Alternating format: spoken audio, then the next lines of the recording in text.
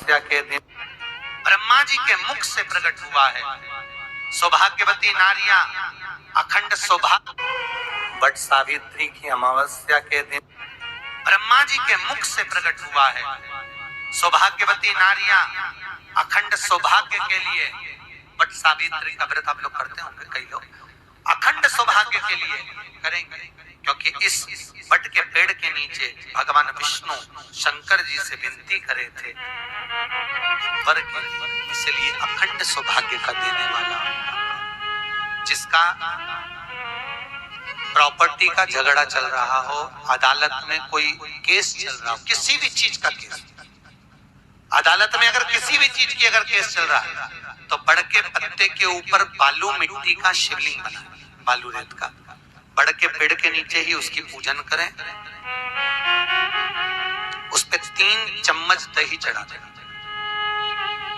अपनी मनोकामना कर कर दही चढ़ाकर उस दही को चम्मच में वापस लेकर शंकर जी की पूजन कर कर उसको विसर्जन करें। वो दही जो लेकर आए, जब अदालत कार्रवाई हो और आप केस के लिए अदालत में जाएं, उसको चंदन में मिलाकर तिलक कर कर जाइए, आपका काम विजय प्राप्त होगी, काम फतेह हो जाए।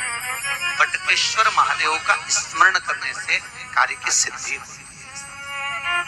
जिस बच्चे का एग्जाम में पास नहीं हो रहा हो, अच्छे नंबर नहीं आ रहे हो, वो भी इस दही का तिलक लगाकर जा सकते। वटकेश्वर ऐसे भगवान शिव विराजमान हैं। 16 श्रृंगार में नारी के हाथ की चूड़ी का कलर अलग हो सकता है, चूड़ी की डिजाइन अलग हो सकती है, चूड़ी अलग हो सकती है, चूड़ी महंगी सस्ती हो सकती है, मंगलसूत्र की कीमत ऊंची नीची हो सकती है, पांव की बिछुड़ी की कीमत ऊंची नीची हो सकती है, कान के कुंडल की कीमत ऊंची नीची हो सकती है।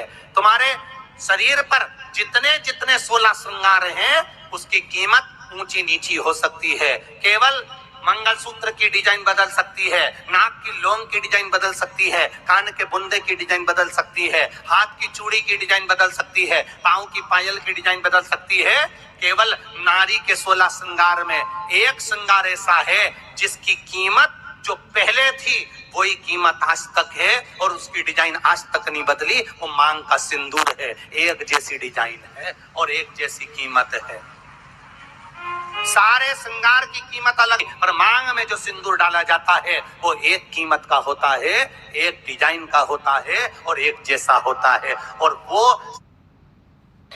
सारे वृक्षों में अगर कोई श्रेष्ठ वृक्ष माना गया है तो वो वट का वृक्ष माना गया महाराज। इसलिए प्रशासनिक कार्य के लिए, मानसिक टेंशन में, परेशानियों में, किसी एक माता ने सीहोर आश्रम पर एक मैसेज भेजा और उस मैसेज में लिखकर भेजा कि गुरुजी से पूछना, हम भी तो पति कितना मानते हैं, पति का सम्मान करते हैं, पति को आदर देते हैं, तो हम भी सावित्री की गिनती में।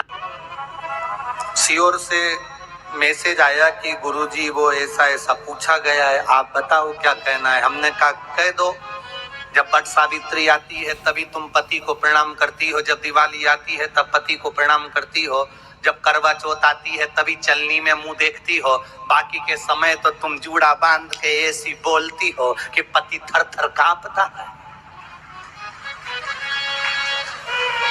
16 श्रृंगार में नारी के हाथ की चूड़ी का कलर अलग हो सकता है, चूड़ी की डिजाइन अलग हो सकती है, चूड़ी अलग हो सकती है, चूड़ी महंगी सस्ती हो सकती है, मंगलसूत्र की कीमत ऊंची नीची हो सकती है, पांव की बिछुड़ी की कीमत ऊंची नीची हो सकती है, कान के कुंडल की कीमत ऊंची नीची हो सकती है। तुम्हारे शरीर पर जितने जितने 16 श्रृंगार हैं उसकी कीमत ऊंची नीची हो सकती है। केवल मंगलसूत्र की डिजाइन बदल सकती है, नाक की लौंग की डिजाइन बदल सकती है, कान के बुंदे की डिजाइन बदल सकती है, हाथ की चूड़ी की डिजाइन बदल सकती है, पांव की पायल की डिजाइन बदल सकती है। केवल नारी के 16 श्रृंगार में एक श्रृंगार ऐसा है जिसकी कीमत जो पहले थी वही कीमत आज तक है और उसकी डिजाइन आज तक नहीं बदली। वो मांग का सिंदूर है, एक जैसी डिजाइन है और एक जैसी कीमत है। सारे श्रृंगार की कीमत अलग, पर मांग में जो सिंदूर डाला जाता है वो एक कीमत का होता है, एक डिजाइन का होता है और एक जैसा होता है, और वो सबसे भारी होता है। सावित्री यमराज से कह रही है मेरे पति को छोड़ दो। यमराज कह रहा है सावित्री तेरा पति मर चुका है, मांग के सिंदूर को पोंछ दे। सावित्री कहती है पूरा श्रृंगार उतार दूंगी पर मांग का सिंदूर नहीं पूछने दूंगी। तब यमराज ने कहा जब तक तू मेरे मांग का अपनी मांग का सिंदूर नहीं उतारती तब तक तू मेरे पास नहीं आ सकती। भगवान यमराज से सावित्री ने कह दिया मैं भी तुझे वचन देती हूँ यमराज, मेरी मांग में जब तक सिंदूर है, जैसे सीता ने लाइन लक्ष्मण जी ने लाइन खींच दी थी और सीता पार नहीं जा सकती थी, मैं भी तुझे वचन देती हूँ जब तक नारी की मांग में सिंदूर है तब तक तू उसके पति को उसके सामने लेकर नहीं जा सकता, ये भी मैं तुझे कह देती हूँ। यमराज भैंसे पर सवार होकर सत्यवान को लेकर जा रहा था, सावित्री से वचन पर वचन चल रहे थे, अड़ के पेड़ के नीचे छोड़कर आए। क्या चाहिए तुझको, क्या चाहिए तुझको, क्या दूं मैं तुझको, कुछ मांग ले मुझसे। सावित्री कहती है क्या दोगे आप, मेरे पति के प्राण दे दो बस वापिस, और कुछ नहीं चाहिए। जब यमराज यमलोक में प्रवेश करने लगा, मांग के सिंदूर में से थोड़ा सा सिंदूर सावित्री ने केवल हाथ में लेकर अपनी बिंदी पर जो लगाया, सत्यवान को लेकर यमराज अंदर नहीं जा पाया। बाहर खड़े होकर कहता है मांग ले, मैं तुझे एक वचन नहीं, तू बोले तो मैं 2 वचन दे देता हूँ, तू बोले तो मैं 3 वचन दे देता हूँ, तू मांग क्या चाहिए। तब सावित्री ने कहा देना चाहते हो, हाँ।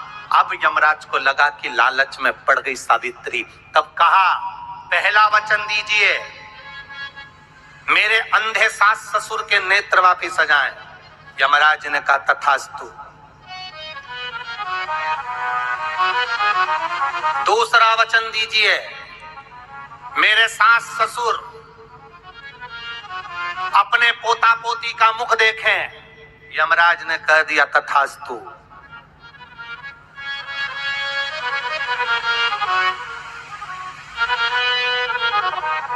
जाओ।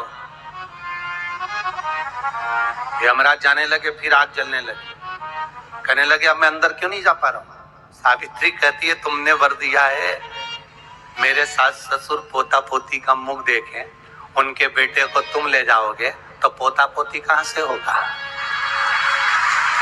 छोड़कर जाओ। सावित्री है, पति को वापिस लेकर आ गए। कर्जा मुक्ति के लिए सारे वृक्षों में अगर कोई श्रेष्ठ वृक्ष माना गया है तो वो बट का वृक्ष माना गया महाराज। इसलिए प्रशासनिक कार्य के लिए, मानसिक टेंशन में, परेशानियों में बटकेश्वर महादेव का स्मरण किया जाए।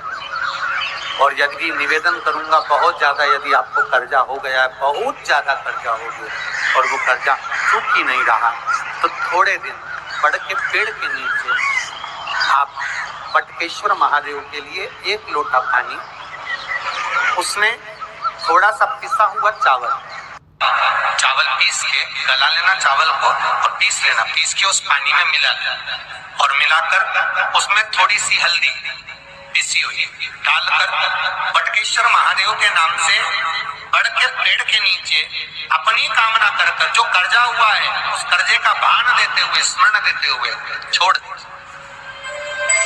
महाराज 2 या 3 सोमवार एक ही जगह पर करना, 3 सोमवार बाद वहीं से बड़ के पेड़ की थोड़ी सी जड़ उठा लाना और उस जड़ को कोई धागे में बांधकर या तो अपने गले में डाल लो या अपनी जेब में पटक लो, उसको थोड़े दिन पटक कर रखो, लगभग 2 से 3 महीना पटक कर रखो। वो जड़ जैसे बड़का पेड़ विस्तार होता है, पानी गिरे ना गिरे, जल वृष्टि हो ना हो, गर्मी पड़े ना पड़े, उसको कोई फर्क नहीं पड़ता। बड़का वृक्ष